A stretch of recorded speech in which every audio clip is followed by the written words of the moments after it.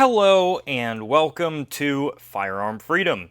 This is going to be another First Impressions video. In today's First Impressions video, we are taking a look at the SB Tactical SBA4 Pistol Stabilizing Brace. Before we get this video started, as always, I just wanted to let you know that we do have a Firearm Freedom merchandise store that is live. Anything you purchase on that merchandise store greatly supports what we do here on Firearm Freedom. And while you're down there, check out the brand new link to the Firearm Freedom Discord server. It is one major chat group that is cross-platform communication. We have already about 35 members over there, and it is a blast. So if you're into the Discord servers, definitely click that link and check it out. And while you're at it, hit that subscribe button and ring the bell so you don't miss out on any of the videos that I am posting every single month here on YouTube. So full disclosure, as usual, you guys know how I roll. SB Tactical did send me this pistol stabilizing brace for free to check out here on the channel. However, with that being said, there was no exchange of words that I have to do a positive review or anything like that. SB Tactical is a super cool company, and they just want to hear honest and complete feedback about their products. The SBA4 is probably one of the newest brace options out there on the market from SB Tactical. If you are not familiar with SB Tactical, they are really the company that revolutionized how we view AR-15 and the like pistols in today's world. Without SB Tactical, I truly believe we would still be working with kind of the crappy pistol buffer tube with a little neoprene sleeve over it or something like that. And today they are continuing on that trend of just making cooler and cooler brace options out there on the market. Quite frankly, I wish braces did not exist. The fact that we have to deal with what piece of plastic that we put on the end of a firearm that we legally own is unbelievable to me, and I wish at some point in the future this did not matter and we could just simply do what we should be able to do, which is own whatever it is that we would like to own without any restrictions. Now, for the longest time before the SBA4 came out, I was using the SBA3 stabilizing brace, which I absolutely still love. I have the SBA3 on a bunch of different pistols, and it really is a phenomenal brace. It provides a bunch of adjustable features on it, and it is very practical overall if you are looking to stabilize your pistol variant. Whether you are stabilizing it from the shoulder or stabilizing it from your cheek or wrapping it around your forearm, these braces are pretty freaking awesome. Now, I do believe the SBA4 is a significant upgrade over the SBA3. The biggest reason why I think the SBA4 is such an upgrade over the SBA3 is how sturdy this brace is overall. With that being said, it does come at a cost of a slightly larger overall profile compared to the SBA3. But I gotta say, guys, how sturdy this brace is absolutely incredible. Why I care about how sturdy a brace is when I put it on a more high recoiling gun like a direct blowback 9mm or something like a 7.62 by 39 AK. When you have something like the SBA3 on a heavy recoiling gun like that, wherever it is that you are stabilizing this brace from, it is generally rattled around a good bit, and that can get a little bit annoying over time. So I really like having this super sturdy, rigid platform to stabilize off of here in the back of the gun.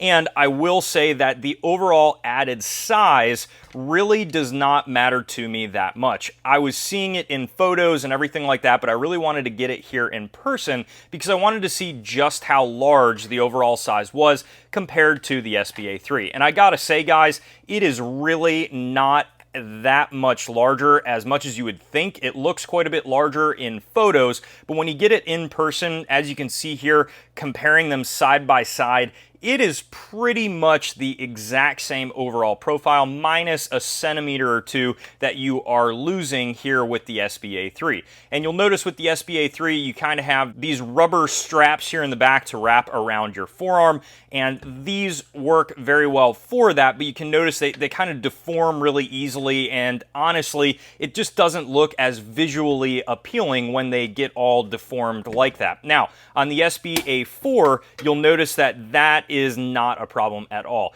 You have a really nice rubber back here, and there's not really an easy way for this rubber to easily deform in the back. It's super sturdy, super rigid, and it does a really good job. I also like on the SBA4 that it is obviously 6-position adjustable on the carbine receiver extension, which is standard on the SBA4 and the SBA3. With it being 6-position adjustable, you have your little adjustment lever here in the middle of the brace, and that is pretty cool. Not that I think you would ever really wind up accidentally hitting the adjustment lever here on the SBA3, but it is out in the open and there's nothing locking it down. Whereas the SBA4 has this nice rubberized section here that is going to cover that adjustment lever from being inadvertently hit at any point in time, which again is, I think, a really nice upgrade overall because it just adds a little bit more security to the brace, which is pretty freaking awesome. It's going to bring along the same feature of an ambidextrous QD attachment point system on the left and right portion of the front of the brace here. This is really a personal preference thing. For me, it doesn't really matter either way. I think I would probably prefer the QD system more towards the rear of the brace as it is here in the SBA3, but it's not the end of the world to have it here towards the front. I generally prefer running a 2-point sling, and in the entire testing process of the SBA4, I was running a Faro Concepts Slingster, specifically the naked slingster with 2 QD attachment point systems, and this sling works extremely well on the SBA4. I had absolutely no issues running around with it at the range, and then also keeping it at a low ready with the 2-point sling. I didn't feel like having the 2-point attachment system up here on the front of the brace was cutting off circulation in the neck area or anything like that. It worked really, really well. And I think ultimately having a quick detach system up here in the front of the brace is actually a little bit better for a very, very tiny little AR pistol like this PX9 here from Palmetto State Armory. There's a lot of other braces out there on the market that have absolutely no way to attach any sort of a sling or anything like that, and that can be a little bit problematic if you're looking to put a pistol in a more defensive role and you would like to have a sling to go along with it. The SBA3 did not really move at all on the actual carbine receiver extension. It had a little bit of wobble, but to me it feels like the SBA4 is just a little bit tighter on the carbine receiver extension. I don't know if that's just placebo and me thinking it's tighter when in reality it's not. It's the exact same, but I can tell you guys it definitely feels just a little bit more, as I said earlier in the review, sturdier and more rigid than the SBA3, which is awesome. To give you guys a little bit of a comparison with overall size and feel, and as you can see, which is normally the case with the blade, is you have a much slimmer profile up at the top, but when it comes to comfort from getting a cheek weld or stabilizing it from the cheek or anything like that, you can definitely notice that the added little cheek weld here on the SBA4 with width is definitely well worth the overall size profile because it is much more comfortable to stabilize wherever it is you would like to stabilize the brace. The KAK blade is cool if you're looking for a more minimalist blade, and they even have adjustable options nowadays, or I should say more quickly adjustable than having this bolt here on the bottom. And those blades are still pretty cool, but in my opinion, I would still much prefer the SBA4 or the SBA3 over any version of the blade. And as far as overall shootability of the SBA4 at the range, I gotta say guys, I was absolutely blown away. In my opinion, it was the most aesthetically pleasing, although I love the look of the SBA3. I just hate how the back here deforms. It's just not really eye-catching to me. Now, with that being said, is this a functional problem? No, not at all. It just kind of is annoying, and my OCD kills me every time I see the SBA3 and it's all deformed like that in the back. So having a brace option that does not deform like that, feels super rigid, and is very comfortable to run around with at the range, doing target transitions, stabilizing it off different positions. It really is just an awesome overall package, and I'm really happy that SB Tactical ended up coming out with this because I think a lot of people are going to view this as a significant upgrade from the SBA3. The other cool thing when it comes to the SBA4 is price point. I did not know what I was going to expect when I first saw SB Tactical drop the SBA4 as far as the price point that you guys are going to be able to find this for on the aftermarket. I'm super pumped bump to say that it's actually coming in at almost the exact same price point as the SBA3. I think you can find both of them at this point, even with all the 2020 craziness, at around $120, and that is going to come with your carbine receiver extension, which is going to be this guy here. However, it is not going to come with your castle nut or end plate, which you are going to need if you wanted to put it on any AR-15 pistol variant.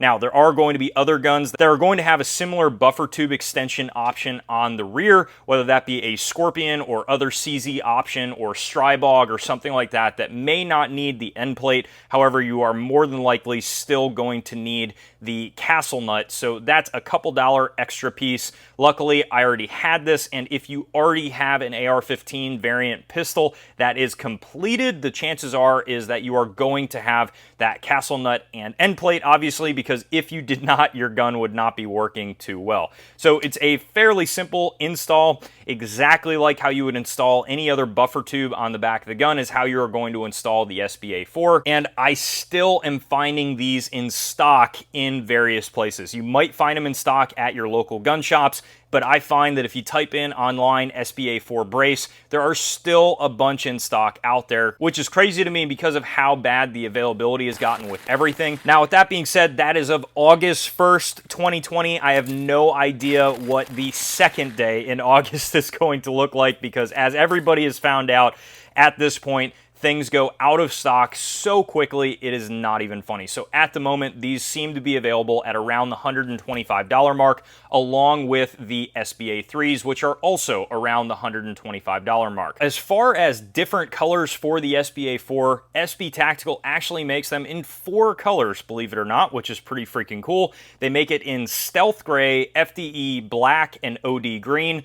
Generally, you are going to find the black pretty readily available on the market. I have seen OD greens floating around, or maybe an FDE. It's been a long time since I've seen a Stealth Gray in stock, but I would imagine that would match the Magpul Stealth Gray for color comparison. It was tough to come up with a con for the SBA4. I was really kind of searching far and wide because I like pretty much everything about this SBA4, and I think it's an awesome brace.